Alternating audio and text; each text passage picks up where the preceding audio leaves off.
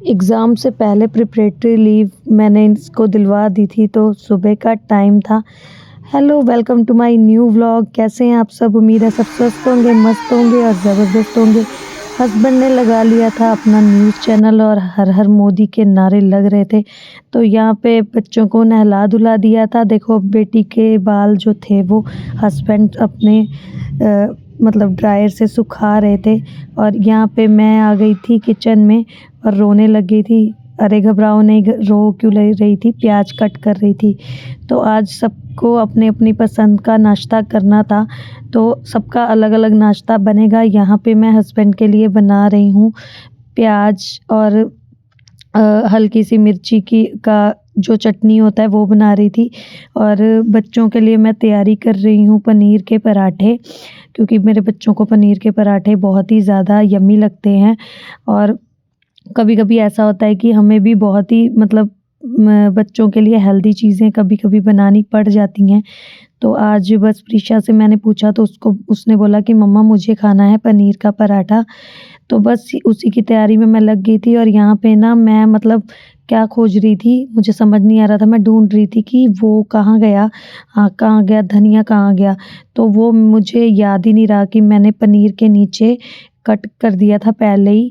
और प्याज इसमें अनियन ऐड करा था, थोड़ा-सा चाट मसाला, थोड़ा हल्का-सा 1 चुटकी गरम मसाला ऐड करा था और 1 मिर्ची ऐड करी थी, क्योंकि मिर्ची बच्चों को भई पसंद ही नहीं होती है। तो आज बस ये था कि सबको अपनी-अपनी पसंद का खाना खाना था, तो काम तो बढ़ ही जाता है, बट ये रहता है कि बच्चे जिस चीज़ में खुश हो ना, हमें भी उस चीज़ में बहुत ही ज़्यादा खुशी मिलती है। तो यहाँ पे हस्बैंड की देखो चटनी रेडी हो गई थी प्याज और मिर्ची की, और साथ में दही और साथ में उनको खानी थी रोटी। तो उनका खाना जो था वो मैंने उनको पहले ही दे दिया था, क्योंकि फिर ऐसा होता है कि उनको जाना था ऑफ़िस, तो वो हो रहे थे लेट। यहाँ पे देखो मैंने पनीर का पराठा अभी मैंने ये रिसेंटली नया ही सीखा है। मैंने किसी वीडियो में देखा था, तो इससे ये होता है ना कि पराठे बिल्कुल भी नहीं फटते हैं। पहले एक रोटी बना लीजिए आप लोग और नीचे हल्का-सा मतलब हाफ़ में कट लगा लेना है।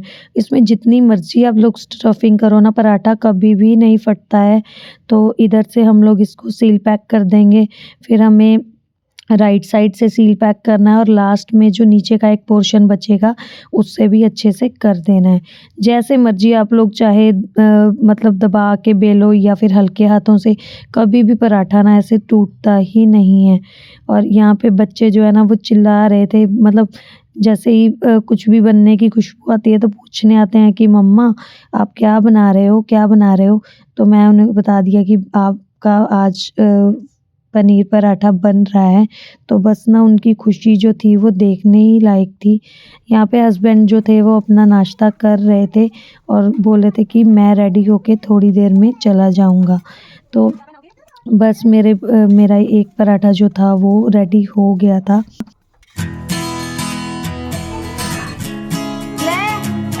ले पीछे तुलसी बाटा खाओ। तो बच्चों को देने के बाद फिर मैंने भी अपना चाय के साथ पराठा ले लिया था, क्योंकि मुझे सर्दी खांसी जैसा लग रहा था, तो मैंने दही नहीं ली। और आपके घर में भी ऐसा ही होता है कि हस्बैंड के जाने का टाइम था तो मुझे बोलने लगे। ये हमारा ना छोटा सा शू रैक है, क्योंकि घर के अंदर ना शू रैक जब मैं रखती हूँ तो बेटा सारे के सारे शूज़ ना मतलब बिखेर देता है, तो मैंने इन सबको बेड के नीचे ही रखा है। तो हस्बैंड देखो जा रहे थे ऑफ़िस और यहाँ पे इसने पापा के पैर छू लिए और बेटी भी कहने लगी कि पापा मैं भी आपके पैर छूऊंगी, लेकिन मैंने फिर इसको समझाया कि लड़कियां जो हैं वो पापा के पैर नहीं छूती हैं, वो पापा के गले लगती हैं। तो ये उदास सी हो गई कि नहीं मुझे तो छूना है, मुझे तो छूना है। और यहाँ पे देखो आजकल मौसम बदल रहा है, तो इसको मैं सॉक्स पहनने के लिए बोल रही हूँ और धमकी दे रही थी कि आप क्यों नहीं सॉक्स पहन रहे? तो कह रहा है कि नहीं मम्मा मुझे नहीं सॉक्स पहननी, मुझे नहीं सॉक्स पहननी। और सर्दी खांसी जो है ना वो हो रही है, फिर भी नहीं मानते हैं बच्चे। तो यहाँ पे ना मैं बेटी से पूछ रही थी कि बच्चे ना एक्चुअली छोटे हैं ना, तो इन लोगों को ये समझ ही नहीं है कि क्या करना है क्या नहीं करना है। तो मैंने चादर वगैरह बिछाई और इससे मैं पूछ रही थी कि बेटा अपने कॉम्ब जो है वो कहाँ पे फेंक दी। इसने एक्चुअली कॉम्ब ना नीचे बेड के पीछे फेंक दी है। तो मैं मतलब ये समझ नहीं आ रहा था कि 3 कॉम्ब थी उसमें से 2 तो फेंक दी थी, 1 कहाँ थी वो मिल नहीं रही थी। तो उसके बाद देखो बच्चे बस ऐसे ही शरारती होते हैं। ये मैंने ऑर्डर मंगवाया था, फेयरी लाइट्स ऑर्डर करी थी मैंने ये, क्योंकि मुझे आज डेकोरेट करना है अपनी बेटी का टेंट हाउस। तो उसके लिए मैंने ये ऑर्डर करी थी। तो मैंने 2 मंगवाई थी ये। बहुत ही ज़्यादा मुझे ऐसा लगा कि इसमें लाइट्स ना कम है, बट इसको मैं ऑन करके देख रही थी तो बहुत ही ज़्यादा प्यारी लग रही थी और काफ़ी ज़्यादा ब्राइट थी ये। और ये जो इसकी वायर होती है ना ये मेटल की होती है, तो आप जैसे मर्जी घुमाओ इसमें कोई भी डिफेक्ट नहीं पड़ता है, जल्दी मतलब ख़राब नहीं होती हैं। और इसमें 3 सेल्स होते हैं। तो यहाँ पे ना एक ऐसे मैं दिखा रही थी कि आप लोगों को कि ये ना 2000 रुपीज़ का ना मतलब कैशबैक प्राइस निकला है। तो मैं ना इसको देख के बहुत ही ज़्यादा खुश हो गई थी कि आज तो मैं माला माल हो गई हूँ। लेकिन ये देखो ना ज़्यादा एक्साइटमेंट में मैंने लगा ली अपने चोट, और ये प्रीशा ने ना इस पे नेल मार दिया था तो फिर यहाँ पे ना ब्लड सा आ गया था। तो ये देखो ना बच्चे भी वही करते हैं जो हम करते, जैसे इसके चोट लगती है तो मैं कभी लोशन लगा देती हूँ ना, तो देखो बच्चे भी वैसे ही सेंसिटिव होते हैं। तो देखो लोशन लेके ना मेरे लगा रही है, कह रही मम्मा आपके चोट लग गई ना, लाओ मैं आपके लोशन लगा देती हूँ। और थोड़ा सा निकालने के चक्कर में कितना सारा लोशन लगा दिया। जय इसके श्री बाद देखो हमने ना मम्मा से बात कर ली। जय श्री राम। जय श्री राम। जय श्री राम। तो आजकल ना मैं छोटी-छोटी बातों पे रो देती हूँ, पता नहीं क्या हो गया है कि मतलब पोस्टपार्टम के बाद इतनी ज़्यादा हार्मोन्स जो है ना वो इमोशनल हार्मोन्स बढ़ गए हैं कि छोटी-छोटी बात पे मैं रो देती हूँ। मम्मी से बात करने के बाद मैं पता नहीं क्यों रोने लगी, मुझे समझ नहीं आया, क्योंकि मम्मी जा रही थी, अयोध्या जा रही थी, तो मुझे बहुत ही ज़्यादा खुशी तो हो ही रही थी, बट ये हो रहा था कि मम्मी मतलब अकेली जा रही हैं, पता नहीं अपना ध्यान रखेंगी कि नहीं रखेंगी। तो मैंने उस रूम की बेडशीट ठीक कर दी थी। तो इसके बाद देखो हस्बैंड ना आ गए थे, तो इनको मैं ना देखो दिखा रही हूँ कि ये देखो मेरा ना इनाम निकला। तो ये ना इतनी ज़्यादा उसको पढ़ने लगे ना और मुझे बोलने लगे हाँ हाँ इनाम निकल गया तेरा, निकल गया। और उसके बाद बोले कि कुछ नहीं निकला, ये ना ऐसे ही फ्रॉड होता है, ये इसलिए डालते हैं ताकि आप उसको ना मतलब फुल रेटिंग दो। आपके साथ कभी ऐसा हुआ है क्या कि आप मतलब इतने खुश हो जाओ किसी भी उसको देखकर, और मतलब इनाम कोई भी आपको मतलब फ्री का ही एक्चुअली मिल रहा था, क्योंकि मुझे तो इस प्रोडक्ट के साथ वो कार्ड आया था। तो मेरे को ना बड़ा ही दुख हुआ, लेकिन मैंने सोचा कि अभी दुख करने से क्या ही फ़ायदा है। मैं लग गई थी अब बच्चों के का ये टेंट हाउस डेकोरेट करने के लिए। तो सबसे पहले मैंने साइडवेज़ में ये जो फ्रंट का पोर्शन है ना इसको कवर करना शुरू कर दिया था। तो उसका जो जहाँ से मतलब बैटरी कनेक्टेड है ना वो पोर्शन मैंने साइड में ही इसको हैंग कर दिया था। और ये जो मतलब ये वायर थी ना इसकी, ये एकदम से ना ग्रिप पकड़ ले रही थी, मतलब उसको ऐसा नहीं था कि स्लिप नहीं हो रही थी, मेटल की थी। तो प्रॉपरली जैसे जैसे घुमाए जा रही थी ना उसको मैं उसी तरह से वो मतलब उसी तरह से अरेंज रह रही थी। तो मैंने अभी फ़िलहाल मैंने एक ली थी कि मैं इसको चेक करती हूँ कि कैसे मतलब इसका कनेक्शन कैसे हो सकता है, इसको कैसे मैं मतलब लगा सकती हूँ। तो यहाँ पे मेरा एक जो था वो ऑलमोस्ट हो गया था। तो मैं ना प्रीशा को बोल रही थी कि प्रीशा आओ मैं आपको दिखाती हूँ। देखो ना लाइट्स ऑन हो गई और काफ़ी ज़्यादा ब्राइट था, क्योंकि बाहर की लाइट ना ऑन थी, तो इस वजह से ना आप लोगों को यहाँ पे व्यू जो है ना वो प्रॉपर मिल नहीं रहा होगा। तो मैंने अभी इसके बाद ये सेकंड वाली ले ली थी, क्योंकि वहाँ पे बिल्कुल भी मतलब वीडियो में नहीं दिख रहा था। तो मैंने सोचा कि अभी मैं ना इस तरीके से इधर को लगाऊंगी ताकि आपको भी ये विजिबल हो जाए। देखो मेटल की जो वायर है। और इसके बाद देखो ये करते करते ही हस्बैंड जो है ना वो सब्जी वगैरह ले आए थे और बच्चों के लिए ये लाए थे पिज़्ज़ा और बोले कि ठीक है आप भी खा लो। तो मैंने भी अपना एक स्लाइस ले लिया था जो कि बहुत ही ज़्यादा यम्मी था। ये चीज़ कॉर्न पिज़्ज़ा था और उनकी ना आदत है हमेशा वो अपने लिए कुछ भी नहीं लाते, हमेशा जो लाएंगे ना हम लोगों के लिए ही लाएंगे। उन्होंने एक स्लाइस भी नहीं खाया था। ये पूरा पिज़्ज़ा हम लोगों ने मतलब मोस्टली मैंने ही ख़त्म किया था।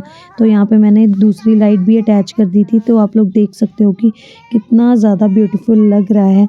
अच्छा बच्चों के लिए ये सब करो ना तो इतनी ज़्यादा खुशी मिलती है ना। उसके बाद देखो मैं यहाँ पे ना ये मेरे पास गिफ्ट रैप्स पड़े थे। मैंने कल का व्लॉग जिन लोगों ने देखा होगा उसमें देखा था कि मैंने बहुत सारी बटरफ्लाइज़ जो थी वो कट करी थी स्पार्कल शीट से। और उसके बाद मैंने सोचा कि और भी इसको डेकोरेट करना चाहिए तो फिर मैंने और भी बटरफ्लाइज़ जो थी वो इससे कट क्योंकि ये ना बहुत ही ज़्यादा अट्रैक्टिव लगती हैं। तो ये बहुत ही ज़्यादा ईज़ी भी है, फटाफट से जो भी आपके पास पेपर हो आप उससे कलर्ड पेपर हो कोई भी आपके पास वॉलपेपर हो उससे आप इसको कट करके अच्छे से मतलब कहीं पे भी डेकोरेट कर सकते हो और कॉस्ट भी नहीं है इसकी बिल्कुल भी। तो मुझे लगा कि सबसे पहले मैं इसमें ना मतलब ये बटरफ्लाइज़ कितनी सारी थी तो ये सारी लगाऊं।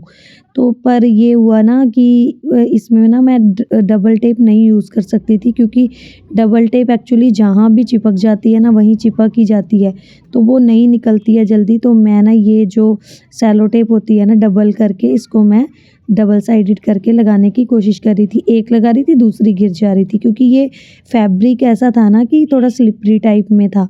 तो मैं लगा रही थी, कुछ लगा रही थी, कुछ गिर रही थी, कुछ लगा रही थी, कुछ गिर रही थी। तो फिर मैंने एक साइड तो लगा दिया, अब दूसरी साइड फिर मैं आ गई थी कि चलो इधर का भी हम लोग ना डेकोरेट कर लेते हैं। और सीरियसली मतलब जैसे हम अपना घर डेकोरेट करते हैं ना ऐसे ही बच्चों का भी घर ऐसे डेकोरेट करने में बहुत ही ज़्यादा मज़ा आ रहा था।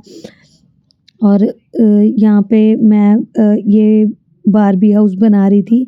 एक्चुअली ये बना बनाया ही था बट कहाँ पे मतलब रखा हुआ था कहीं मतलब जैसे बच्चे ये खिलौने फेंक देते हैं तो मैंने कहीं रखा था इसको संभाल के। तो आज मैंने सोचा कि चलो इसको भी हम यहाँ पे यूज़ कर सकते हैं। तो यहाँ पे देखो उसकी स्कूटी रख दी मैंने बारबी की और उसकी 6 ड्रेसेस हैं। फिर बारबी को मैंने सेंटर में मतलब खड़ा कर दिया था लेकिन मुझे लगा कि इसके बाल ना बिल्कुल भी अच्छे नहीं लग रहे हैं क्योंकि वो बेटी ने ना इसकी मतलब बाल जो थे वो खींच दिए थे आगे से तो उसका हेयर स्टाइल समझ में नहीं आ रहा था। तो सबसे पहले मैं उसकी पोनीटेल कर देती हूँ तो ये बहुत ही ज़्यादा ब्यूटीफुल लगने लगी थी। फिर मैंने सोचा कि अभी बारबी बन गई मतलब बारबी का घर आ गया, बारबी की स्कूटी आ गई। फिर अभी हम बारबी का ना बेड भी बना ही देते हैं। तो ये बेटे की वो थी बर्थडे की कैप थी ना तो मैं इसी से ना उसका बेड बनाने की कोशिश कर रही थी क्योंकि वो थोड़ा-सा अट्रैक्टिव ही होना चाहिए। तो मैंने ना सबसे पहले उसको ना पूरी तरह ओपन कर लिया था और साइड में जो उसके लेस सी लगी हुई थी ना ब्लू कलर की, वो जो एक्स्ट्रा पोर्शन की थी वो मैंने फिर निकाल ली थी। और अभी मैं इसको लटा के देख रही थी कि बारबी पूरी आ रही है या नहीं आ रही है। तो जो उसका ऊपर का पोर्शन था ना वो उसका सिरहाना बना दूँगी और साइड में जो भी पोर्शन है वो एक्स्ट्रा जो लेस है उसको मैं काट के ना ऊपर की साइड लगा दूँगी ताकि फिर वो मतलब बहुत ही अच्छा लगेगा। चारों साइड से लेस लगी होगी तो ऐसा नहीं मतलब लगेगा कि ये बेड नहीं है क्योंकि बेड के भी साइड्स में हमारे पास ड्रॉ वगैरह होते ही हैं। तो इसके दोनों साइड्स पे मैंने फेविकोल लगा के अच्छे से उसको जोड़ दिया था। लास्ट में आप लोगों को फाइनल लुक दिखेगी तो फिर देखना कितना ज़्यादा प्यारा लग रहा था। तो अभी एक साइड उसकी बाकी थी तो मैंने उस साइड पे देखो फेविकोल लगा के बाकी जो मतलब एक्स्ट्रा लेस बची हुई थी वो भी मैंने लगा दी है। तो ये हमारा मतलब सेंटर में से ना ये उठा लग रहा था तो थोड़ी देर के लिए मैंने टेप रख दी थी। अभी यहाँ पे बस एक ही कमी लग रही थी तो मैंने ये जो चश्मा था ना स्पेक्स थी ये भी बारबी की मैंने रख दी थी। तो साइड्स में उसकी 6 ड्रेसेस थी तो मैं बेटी को यही दिखा रही थी कि बेटा ये उसकी ड्रेसेस है, ये उसका बेड है और ये उसकी चद्दर है, ब्लैंकेट है उसका क्योंकि ठंड हो रही है ना तो उसे भी ठंड लगेगी। तो अभी देखो फ़िलहाल ये मैं आपको फाइनल लुक दिखा देती हूँ टेंट हाउस का अंदर का। ये हमारी लाइट्स रहीं, ये हमारी बटरफ्लाइज़, जिसके कारण बहुत ही चमक रहा है घर। और यहाँ पे मैंने बलून्स भी ऐड ऑन कर दिए थे और सामने हमारा बारबी का टेंट हाउस है और साथ में यहाँ पे नीचे उसका बेड लगाया हुआ है जिस पे मैंने पिंक कलर का ब्लैंकेट डाल दिया था जो कि बहुत ही प्यारा लग रहा था। तो बस इतना ही उसका मैंने डेकोरेट किया तो वो मतलब इतने में ही ना बच्चे देखो कितना ही ज़्यादा खुश हो जाते हैं। 2 दिन की मेहनत तो लगी मेरी, बट ये हुआ कि बच्चे बहुत ही ज़्यादा खुश हो गए थे। तो आप लोगों को ये बारबी मतलब ये टेंट हाउस का डेकोरेशन आइडिया कैसा लगा ज़रूर कमेंट करना। और आप लोग भी ऐसे ही बच्चों के लिए डेकोरेट कर सकते हो। तो दोनों मेरे बच्चे जो हैं वो अंदर चले गए थे तो मैंने बोला कि आप लोग इसमें आराम से खेल सकते हो, क्योंकि बच्चों को फ़ोन्स वगैरह से मतलब इतना ज़्यादा अटैच करवाने से अच्छा है कि उनके लिए कुछ ऐसा सोर्स डेकोरेट किया जाए जिसमें वो आराम से बैठ के अपना खेलते रहें, घंटों घंटों खेलते रहें, फिर भी उनको फ़ोन और टीवी से मतलब इतना ज़्यादा इफ़ेक्ट ना पड़े। तो बेटी देखो अंदर चली गई थी और देखो ये बेटा आ गया था, बोल रहा था कि मम्मा ये मुझे ना अंदर नहीं जाने दे रही, क्योंकि ये ना उसके बैलून जाके तोड़ रहा था और साथ में स्कूटी लेके भाग जा रहा था। तो आज का व्लॉग यहीं तक था। कैसा लगा लाइक करें, शेयर करें, कमेंट करें।